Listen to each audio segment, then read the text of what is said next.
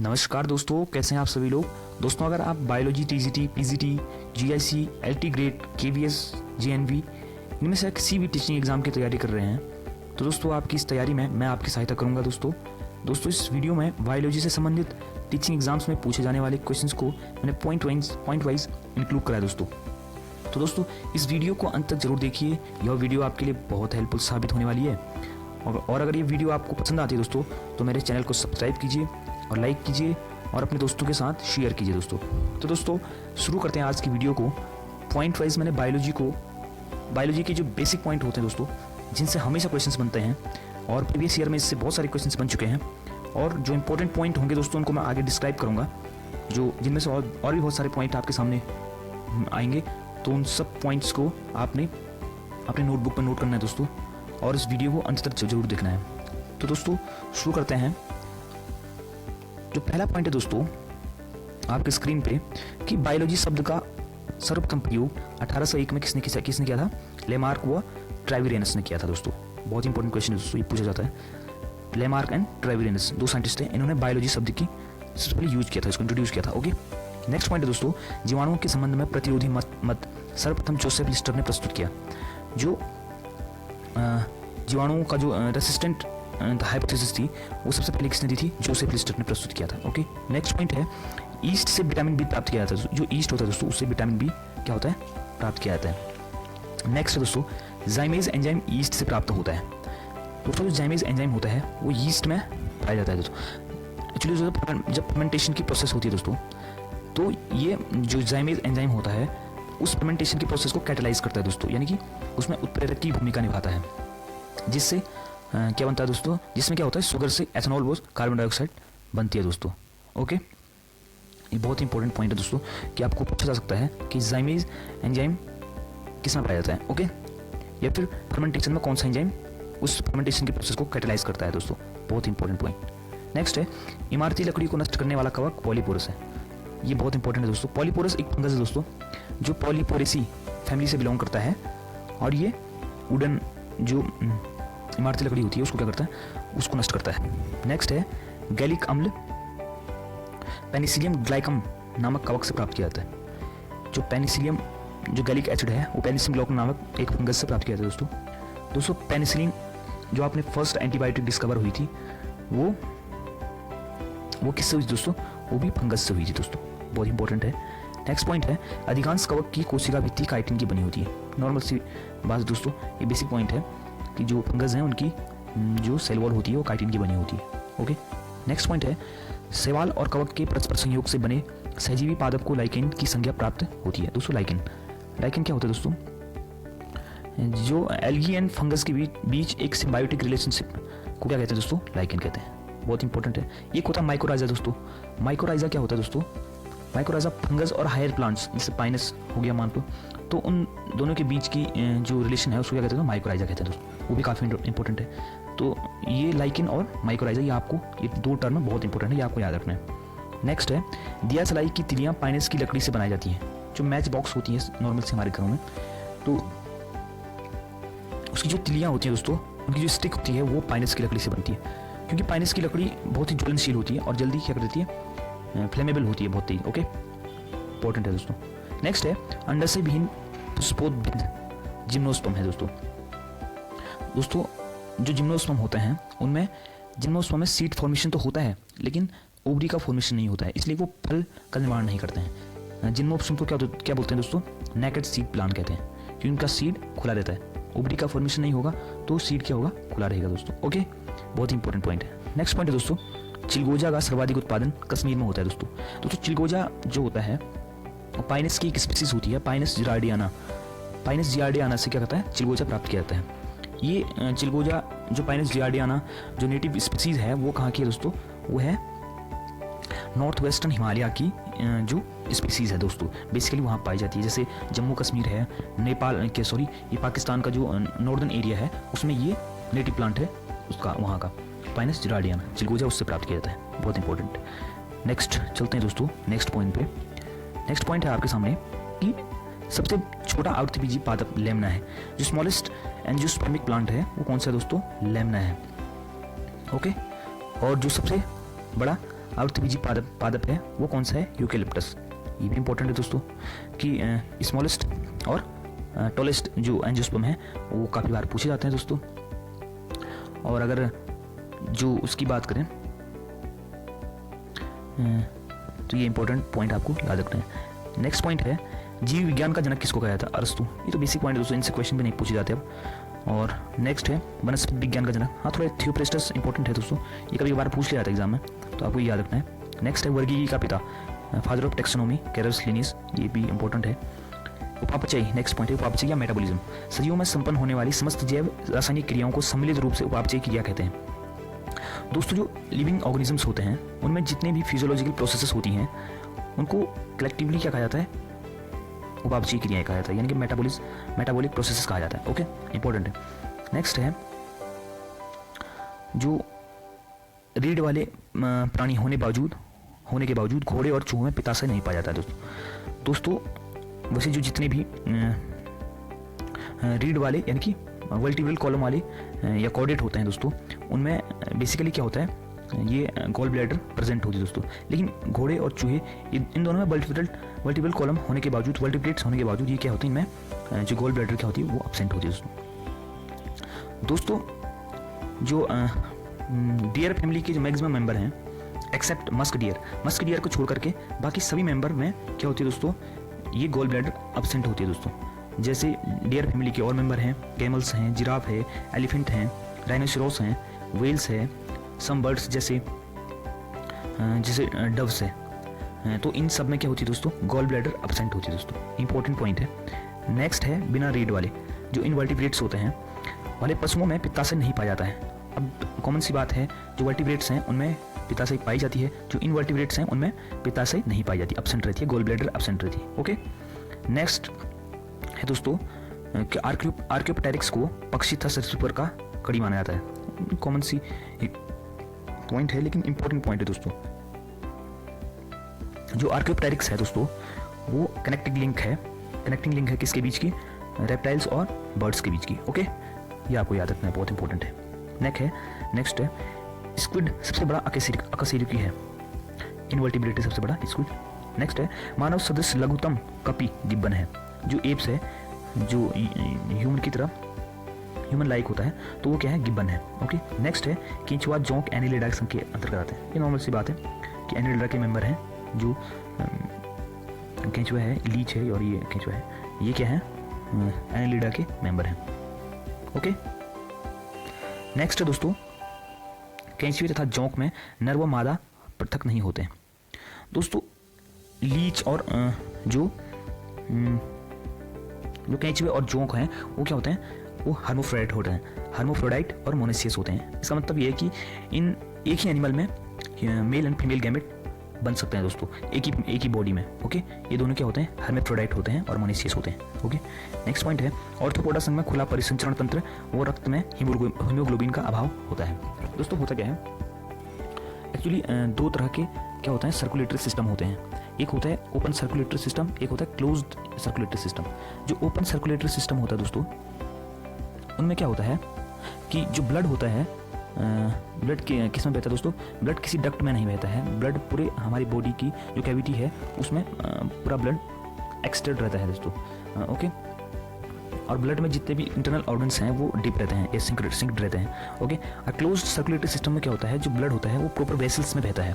जैसे ह्यूमन की बात करें, ह्यूमन में blood proper artery and veins में बहता है, तो ब्लड का और जो इंटरनल टिश्यू ऑर्गन्स हैं उनका ब्लड का और उनका कोई डायरेक्टली कॉन्टैक्ट नहीं होता है दोस्तों। वो स्मॉल कैपिलरीज के माध्यम से टिश्यूज़ को क्या करती हैं? टिश्यूज से कॉन्टैक्ट करती हैं, और उसमें भी वो डायरेक्टली अटैचमेंट नहीं होती हैं। जो हमारे टिश्यू का जो इंटरस्टिशियल फ्लूइड होता है उसमें वो अपने जो इंपॉर्टेंट रिक्वायरमेंट होती है टिश्यूज़ की, वो जैसे कार्बन डाइऑक्साइड है, ऑक्सीजन है, उनसे एक्सचेंज होता है इंटरस्टिशियल फ्लूइड में। ओके, तो ब्लड डायरेक्टली कॉन्टैक्ट में नहीं रहता है, किसमें? क्लोज सर्कुलेटरी सिस्टम में। ये बहुत इंपॉर्टेंट है दोस्तों। नेक्स्ट है मकड़ी ऑर्थोपोडा संघ के अंतर्गत आती है। जो स्कॉर्पियन होती है वो ऑर्थोपोडा की मेंबर होती है। ओके, नेक्स्ट है जंतु जगत का सबसे बड़ा संघ, दूसरा सबसे बड़ा संघ मोलस्का है दोस्तों। एनिमल किंगडम का सबसे बड़ा जो फाइलम है वो कौन सा है? ऑर्थोपोडा। सेकंड लार्जेस्ट कौन है? वो है मोलस्का। ओके, नेक्स्ट है मेंढक त्वचा से सांस लेता है दोस्तों। मेंढक क्या है? एम्फीबियन है। ये वाटर एट टेरेस्ट्रियल दोनों है, मतलब दोनों में सर्वाइव कर सकता है, लैंड में भी और वाटर में भी। ओके, लैंड में ये अपने स्किन के थ्रू रेस्पिरेशन करता है, यानी कि गैसियस एक्सचेंज इसके स्किन के थ्रू होता है, और अगर ये पानी में रहेगा तो ये गिल्स के थ्रू क्या करेगा, अपनी गैसियस एक्सचेंज करेगा। नेक्स्ट है, दीमक को श्वेत चींटी कहा जाता है, जो टर्माइट्स होते हैं उनको व्हाइट आंट्स भी कहा जाता है। ओके, भारतीय पशु चिकित्सा विज्ञान अनुसंधान संस्थान बरेली में स्थित है। दोस्तों ये है Indian veterinary research institute IVRI, ये बरेली इज्जतनगर जिले में स्थित है। तो काफ़ी इंपॉर्टेंट है, ये आपको पूछ सकता है, उसमें एग्जाम में पूछ सकता है इस प्रकार के क्वेश्चन। नेक्स्ट है भारतीय सर्वेक्षण विभाग। भारतीय सर्वेक्षण विभाग क्या है दोस्तों, ये आपके ये पूछ रहा है, ये बोल रहा है कि भारतीय सर्वेक्षण विभाग विज्ञान और प्रौद्योगिकी मंत्रालय के अधीनस्थ है, यानी कि सर्वे ऑफ इंडिया जो एक डिपार्टमेंट है वो किसके अंतर्गत आता है दोस्तों, science and technology ministry of India के अंतर्गत आता है। ओके, नेक्स्ट पॉइंट है भारतीय सर्वेक्षण विभाग का मुख्यालय देहरादून में है, ये बहुत इंपॉर्टेंट है दोस्तों। देहरादून में इसका मुख्यालय है, हेडक्वार्टर किसका है, सर्वे ऑफ इंडिया का वो क्या है, हेडक्वार्टर कहाँ है, वो है देहरादून में। ओके, देहरादून उत्तराखंड की राजधानी है, अस्थायी राजधानी। भारत में high security animal disease laboratory है भोपाल में, ये भी इंपॉर्टेंट है, high security animal disease laboratory कहाँ है, भोपाल में। नेक्स्ट पॉइंट है मानसिक रूप से विकलांग हेतु राष्ट्रीय संस्थान हैदराबाद में अवस्थित है। जो इंस्टीट्यूट ऑफ मेंटल डिसऑर्डर है, इंस्टीट्यूट है वो कहाँ है, हैदराबाद में स्थित है, ये भी इंपॉर्टेंट है। नेक्स्ट है वर्ल्ड हेल्थ ऑर्गेनाइजेशन WHO का मुख्यालय जेनेवा में है। दोस्तों WHO की जो स्थापना हुई थी वो हुई थी 7 अप्रैल 1948 में इसकी स्थापना हुई थी दोस्तों। तो इसलिए 7 अप्रैल को वर्ल्ड हेल्थ डे सेलिब्रेट किया जाता है दोस्तों, 7 अप्रैल को विश्व स्वास्थ्य दिवस मनाया जाता है। ओके, नेक्स्ट है सार्क, एक ऐसी मछली है जिसमें हड्डियाँ नहीं होती हैं। दोस्तों सार्क होती है ना, जो सार्क एक्चुअली क्या होता है कि मछलियाँ 2 टाइप की होती हैं, एक होती है बोनी फिशेस, एक होती है कार्टिलेजिनस फिशेस। जो सार्क होती है वो कार्टिलेजिनस फिशेस है। ओके, फिशेस के अंतर्गत आती है। नेक्स्ट है चाय और कॉफ़ी दोनों में कैफीन क्षारक उपस्थित होते हैं। जो कैफीन एक एल्कलॉइड है दोस्तों, वो चाय में भी, टी और कॉफ़ी दोनों में पाई जाती है, जो एक एज ए ड्रग्स आप लोग कह सकते हैं। तो अगर आप लोग चाय पीते हैं तो उसमें आप लोग ड्रग्स भी ले रहे हैं, ये आप समझ सकते हैं। तो नेक्स्ट पॉइंट है विज्ञान के क्षेत्र में असाधारण योगदान के लिए शांति स्वरूप भटनागर पुरस्कार प्रदान किया जाता है। शांति स्वरूप भटनागर पुरस्कार ये काफ़ी इंपॉर्टेंट है दोस्तों। साइंस से जो साइंस स्ट्रीम से जो स्टूडेंट होते हैं उनको ये इस पुरस्कार के बारे में नॉलेज होना चाहिए कि शांति स्वरूप भटनागर पुरस्कार किस क्षेत्र में दिया जाता है। ओके, नेक्स्ट है हृदय का पहला प्रतिस्थापन डॉक्टर क्रिस्टियन बर्नार्ड द्वारा प्रस्तावित किया गया। जो पहला हार्ट ट्रांसप्लांट किया गया वो किसके द्वारा, क्रिस्टियन बर्नार्ड द्वारा किया गया, और कहाँ किया गया, साउथ अफ्रीका में। साउथ अफ्रीका पहली कंट्री है जहाँ सबसे पहले हार्ट ट्रांसप्लांट किया गया दोस्तों, ये इंपॉर्टेंट है। नेक्स्ट पॉइंट है बीजों के प्रकीर्णन की सेंसर विधि पोस्ते में पाई जाती है। दोस्तों पोस्ता एक पौधा होता है, पेपी जिसको हम कहते हैं, कि पेपेवर इसका साइंटिफिक नेम है। इसमें क्या होती है, जो बीजों की प्रकीर्णन की सेंसर विधि, जो सीड डिस्पर्सल की एक सेंसर मेथड होता है, वो पोस्ते में पाई जाती है। ये इंपॉर्टेंट पॉइंट है। नेक्स्ट पॉइंट है ऊंट अपने कुगड़ का उपयोग वसा के संग्रह के लिए करता है। दोस्तों हम एक्चुअली सुनते हैं, बेसिकली हमको हमारी जो छोटी क्लासें हैं हमको बताया गया है कि ऊंट क्या करता है, अपने कुगड़ में पानी को क्या करता है, स्टोर करता है। लेकिन एक्चुअली में ऐसा होता नहीं है। जो केमल में जो हम्प होता है दोस्तों, जो कुगड़ होता है, वो एक्चुअली वाटर स्टोरेज नहीं करता है दोस्तों। इसमें क्या होता है, फैट स्टोर होता है। और फैट क्या होता है, जब लंबी दूरी ऊंट तय करता है, इसी गले हुए फैट से कैमल में शरीर और कैमल के शरीर में पानी और भोजन की कमी पूरी होती है दोस्तों। ये इंपॉर्टेंट है दोस्तों कि हमको ये गलतफहमी रहती है कि ऊंट अपने हम्प में क्या करता है, वाटर स्टोरेज करता है। ये इंपॉर्टेंट पॉइंट है दोस्तों। नेक्स्ट है टमाटर के लाल रंग के लिए उत्तरदायी लाइकोपिन है। लाइकोपिन एक पिगमेंट है दोस्तों, जिसके कारण टमाटर का लाल रंग होता है। नेक्स्ट है रॉबर्ट वेबस्टर इन्फ्लुएंजा वायरस की पहचान हेतु जाने जाते हैं। इन्फ्लुएंजा जो वायरस है उसको रॉबर्ट वेबस्टर ने सबसे पहले डिस्कवर किया था। नेक्स्ट है पोलियो का टीका की खोज जोनास सॉल्क ने की थी। जोनास सॉल्क थे जिन्होंने क्या किया था, सबसे पहले पोलियो के जो वैक्सीन की डिस्कवरी की थी। ओके, नेक्स्ट है जीवाणु की खोज ल्यूएनहॉक ने की थी। जो बैक्टीरिया को डिस्कवर करा था वो सबसे पहले किसने करा था, ल्यूएनहॉक ने करा था। प्रथम विश्व युद्ध के दौरान मस्टर्ड गैस का उपयोग किया गया था। जो फर्स्ट वर्ल्ड वॉर थी उसमें सबसे पहले मस्टर्ड गैस का यूज किया गया था। नेक्स्ट है धान के खेत से निकलने वाली गैस मीथेन है। सो मीथेन एक्चुअली जो एक रूमिनेंट एनिमल्स होते हैं, जैसे जुगाली करने वाले जीव जैसे गाय भैंस, ये क्या करते हैं खाने के बाद भी अगर ये घास खाएंगे तो उसके बाद भी क्या करते हैं मुंह चलाते रहते हैं, मुंह में हरकत होती रहती है। तो उससे क्या करते हैं दोस्तों, वो अपने जो निगला हुआ भोजन है, जो स्वेलो फूड है, उसको फिर से अपने माउथ में ला करके उसको क्या करते हैं अच्छे से उसको मैस्टिकेट करते हैं। तो वो उसके दौरान क्या निकलती है दोस्तों, मीथेन गैस निकलती है। तो मीथेन गैस एक क्या करते हैं पैडी फील्ड से निकलती है, और जो रूमिनेंट एनिमल्स होते हैं वो भी मीथेन गैस को जनरेट करते हैं दोस्तों, इंपॉर्टेंट है। नेक्स्ट पॉइंट है धान के पौधे उगाने की डेपाक विधि विकसित हुई कहाँ हुई, फिलीपींस में, इंपॉर्टेंट है। भारत में विकसित प्रथम बोनी धान की किस्म जया थी। जो स्मॉलेस्ट जो ड्वार्फ स्पीसीज थी, जो प्रथम फर्स्ट ड्वार्फ स्पीसीज थी धान की, वो कहाँ, उसका नाम क्या था, जया थी।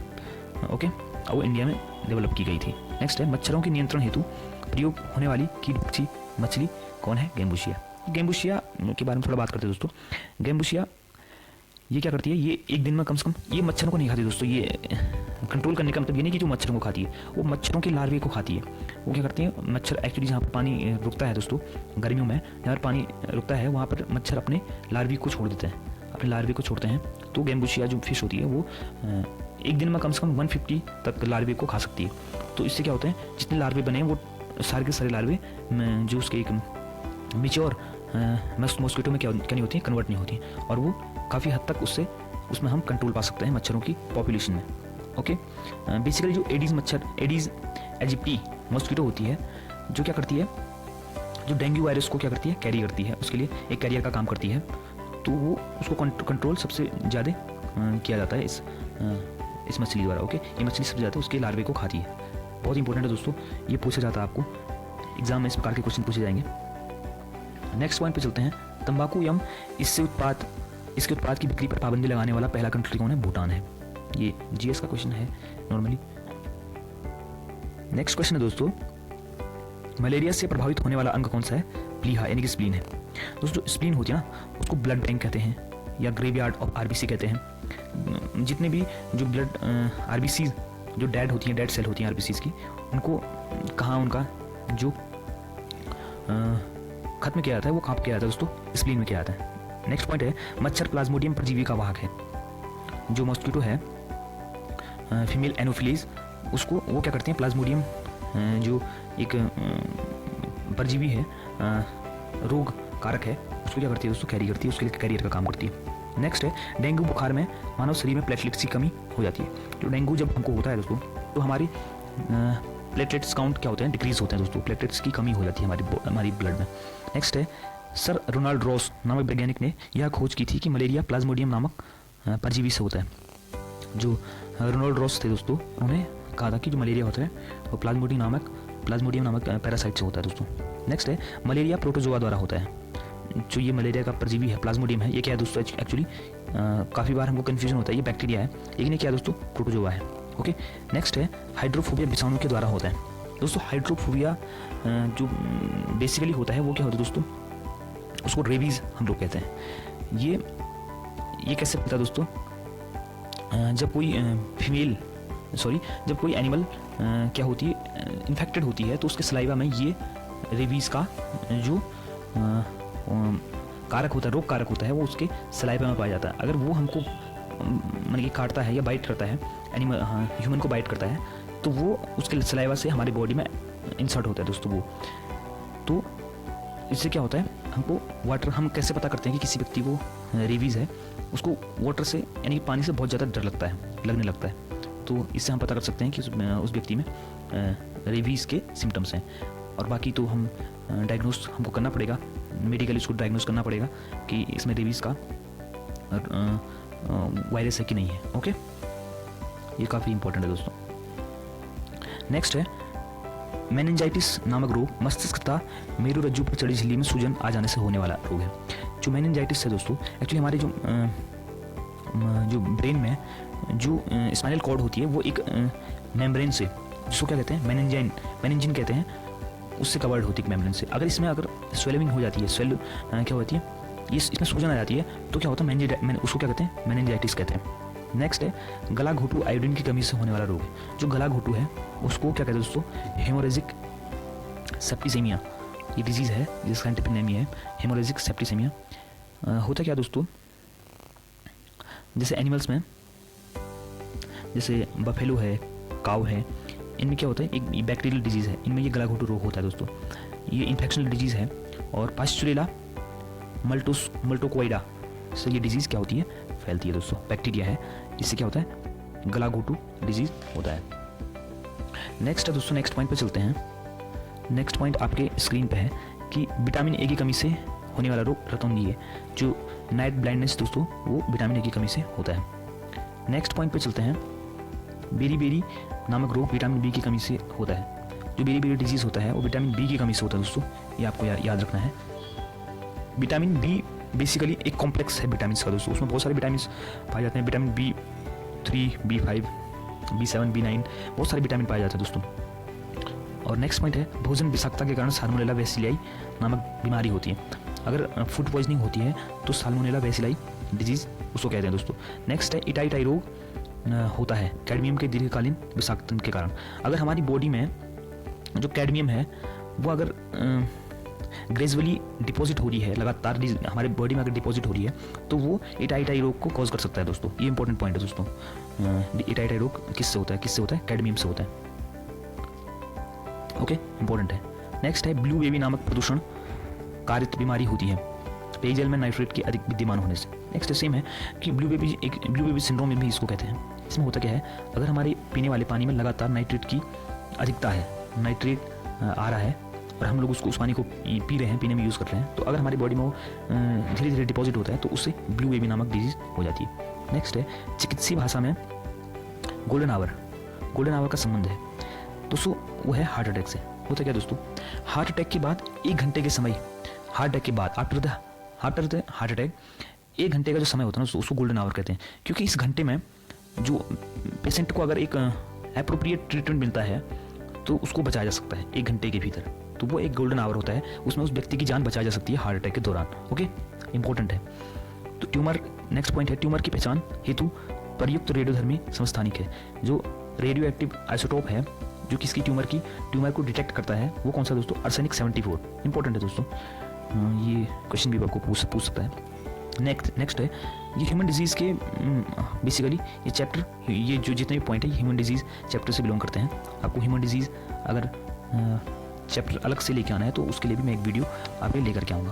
तो एल्जाइमर रोग में मानव शरीर का कौन सा अंग प्रभावित होता है, उससे मस्तिष्क प्रभावित होता है दोस्तों। सबसे बड़ा पुष्प कौन सा है, रेफ्लिशिया सबसे बड़ा पुष्प है दोस्तों, ये आपको याद रखना है। ये एक एंजियोस्पर्मिक प्लांट है। अब जो फ्लावरिंग प्लांट होते हैं वो बेसिकली सीधी सी बात है कि वो एंजियोस्पर्मिक होगा। ओके, नेक्स्ट पॉइंट है दोस्तों, सबसे छोटा पुष्प वुल्फिया का होता है दोस्तों। वुल्फिया का पुष्प इतना छोटा होता है कि आप लोग उसको फिंगर टिप पे भी क्या कर सकते हो, रख सकते हो, इतना छोटा प्लांट होता है और फ्लावरिंग प्लांट होता है। देखिए इसमें इतनी वेजिटेशन इतनी होती है हमारे एंजियोस्पर्मिक प्लांट में, इतनी वेरिएशंस होती है, इतनी छोटा पुष्प आप उसको फिंगर टिप पे भी रख सकते हो। नेक्स्ट है सबसे बड़ी पत्ती विक्टोरिया रीजिया की होती है। जो विक्टोरिया रीजिया प्लांट है उसकी सबसे बड़ी पत्ती होती है, लीफ सबसे बड़ी होती है। सबसे छोटा बीज ऑर्किड, सबसे बड़ा बीज लोडोशिया का होता है। स्मॉलेस्ट जो सीड होता है वो होता है ऑर्किड का और सबसे बड़ा होता है लोडोशिया का, ये भी इंपॉर्टेंट है। नेक्स्ट है धान, गेहूं, मक्का, ज्वार एवं बाजरा। ये क्या है दोस्तों, ये है दोस्तों ग्रेमिनिकुल, जिसका मॉडर्न नाम क्या है, पोएसी। ये इस पोएसी फैमिली के मेंबर हैं दोस्तों सब।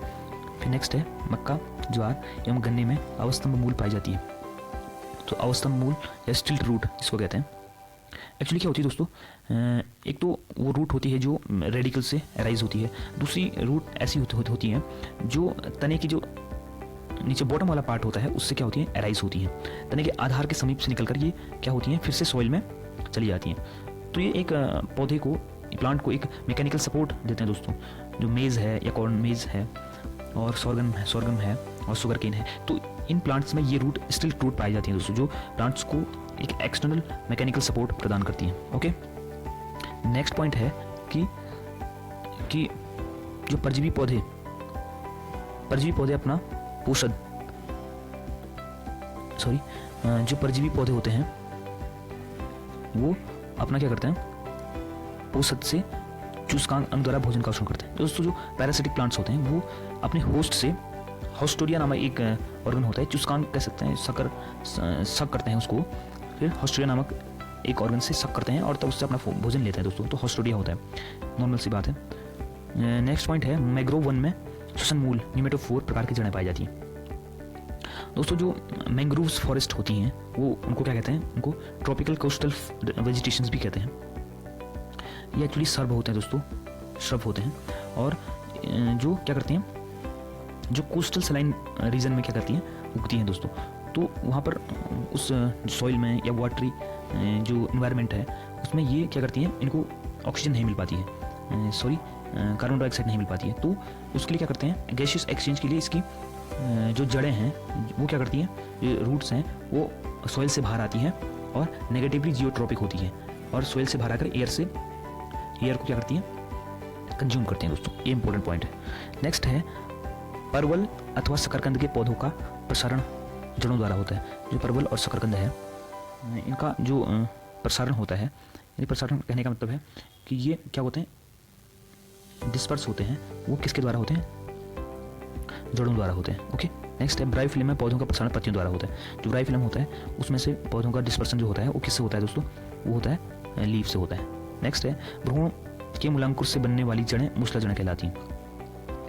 दोस्तों जो मूसला जड़ होती है उसको क्या कहते हैं, टेप रूट कहते हैं। टेप रूट में क्या होता है, टेप रूट रेडिकल से राइज होती है और एक सिंगल थिकनेस वाली जो पार्ट होता है वो पॉजिटिवली जियोट्रॉपिक होती है और सीधे सॉइल में एंटर करती है, सॉइल में डीप एंटर करती है।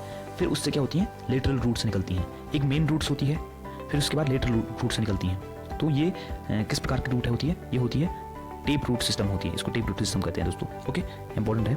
नेक्स्ट पॉइंट है रेशेदार जड़ तंत्र प्रायः एक बीजी पौधों में पाया जाता है। जो फाइब्रस रूट सिस्टम होता है वो मोनोकॉट्स में पाया जाता है दोस्तों।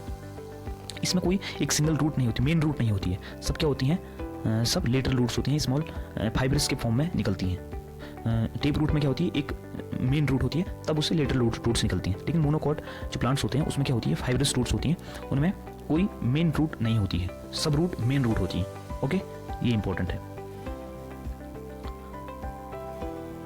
तो दोस्तों जो फाइब्रस रूट होती हैं दोस्तों, फाइब्रस रूट क्या होती हैं, वो स्टेम से निकल करके फिर से किस में चली जाती हैं, मिट्टी में चली जाती हैं और एक मैकेनिकल सपोर्ट भी वो क्या करती हैं, पौधे को प्रदान करती हैं। इंपॉर्टेंट पॉइंट है दोस्तों। नेक्स्ट पॉइंट पे चलते हैं दोस्तों। जो नेक्स्ट पॉइंट है, जड़ों में द्वितीयक वृद्धि मुख्यतः द्विबीजपत्री पौधों में पाई जाती है। दोस्तों जो सेकेंडरी ग्रोथ होती है रूट्स में वो डाइकॉट्स में बेसिकली देखी जाती है। सेकेंडरी ग्रोथ में क्या होता है दोस्तों, जो रूट होती है वो अपनी टेक्निक में ग्रोथ करती है, यानी कि उसमें मोटाई में वृद्धि होती है। ओके, नेक्स्ट है आलू की आंख में 3 कलिकाएं पाई जाती हैं। जो आलू की आंख हम कहते हैं वो बेसिकली क्या होती है, ट्यूबर होती है, ट्यूबर कहते हैं उसको, उसमें 3 बर्ड्स बेसिकली पाई जाती हैं। नेक्स्ट है पुष्प कलिका निकलने पर पौधों की वृद्धि रुक जाती है। दोस्तों अगर शूट अगर ग्रो कर रहा है, अगर ग्रो करने के बाद उसके एपेक्स में, उसके एपिकल पार्ट में अगर क्या होता है, एक फ्लावर बड निकलती है, तो उस प्लांट की ग्रोथ क्या होती है, स्टॉप हो जाती है, फिर प्लांट और ग्रोथ नहीं कर सकता है दोस्तों। ये इंपॉर्टेंट है। नेक्स्ट है मरुस्थलीय पौधों में सामान्यतः तना पत्तियों का कार्य करने लगता है और पत्तियां प्रायः कंटकों में प्रयुक्त हो जाती हैं। दोस्तों होता क्या है, जो पौधे मरुस्थलीय क्षेत्रों में पाए जाते हैं, यानी कि जहाँ क्या होता है, इनको जीरोफिटिक प्लांट्स भी कहते हैं, वहाँ एक्चुअली वाटर की शॉर्टेज होती है दोस्तों। तो अपनी इस वाटर की शॉर्टेज को और वो करने के लिए, इसको कवर करने के लिए क्या करते हैं दोस्तों, ये अपने प्लांट बॉडी में मॉर्फोलॉजिकली क्या करते हैं, मॉडिफाइड होती है दोस्तों। जो इसकी लीव्स होती हैं वो किस में कन्वर्ट हो जाती हैं, स्पाइन्स में कन्वर्ट हो जाती हैं। और जो स्टेम होता है वो किसका काम करता है, उसमें क्या होता है, फोटोसिंथेसिस उसमें होती है दोस्तों। तो इसका एग्जांपल है दोस्तों अपुंशिया, यानी कि अपुंशिया को हिंदी में क्या कहते हैं दोस्तों, अपुंशिया में जो होता है वो क्या करते हैं, उसमें उस प्रकार की एक क्वेश्चन ऐसा ही बनता है कि ऐसे प्लांट्स जिसमें स्टेम लीव के फॉर्म में कन्वर्ट होती है और फोटोसिंथेसिस की प्रक्रिया को क्या करती है, संपादित करती है, तो ऐसे स्टेम को क्या कहते हैं दोस्तों, इनको कहते हैं फाइलोक्लैड। बहुत ही इंपॉर्टेंट क्वेश्चन है, पूछा जाता है, ये क्वेश्चन इंपॉर्टेंट है। नेक्स्ट है बंद गोभी तथा फूल गोभी का खाद्य अंश क्रमशः कायिक कलिका और पुष्कम है। जो बंद गोभी और फूल गोभी होती है दोस्तों, कैबिज होती है, और तो इनमें जो इनका जो एडिबल पार्ट होता है वो क्या होता है, वेजिटेटिव बर्ड होती है और फ्लोरिसेंस होता है, फ्लावर होता है, ये इनका खाने वाला भाग होता है। ओके, नेक्स्ट है मूली, गाजर, शकरकंद, जो radish, carrot and sweet potato होता है, ये होती हैं, ये मॉडिफाइड रूट होती हैं जो फूड स्टोरेज के लिए मॉडिफाइड होती हैं। जबकि आलू होता है जो, वो क्या होता है, वो भूमिगत तना होता है, अंडरग्राउंड क्या होता है, स्टेम होता है आलू। ओके, इंपॉर्टेंट है दोस्तों, ये भी हमेशा कन्फ्यूजन क्रिएट करते हैं। नेक्स्ट है रक्त या रुधिर एक तरल संयोजक होता है, जो ब्लड होता है वो सिंपल कनेक्टिव टिश्यू होती है, ये आपको याद रखना है। प्रचालन तथा विभिन्न प्रकार की गतियों के लिए पेशी ऊतकों की आवश्यकता होती है।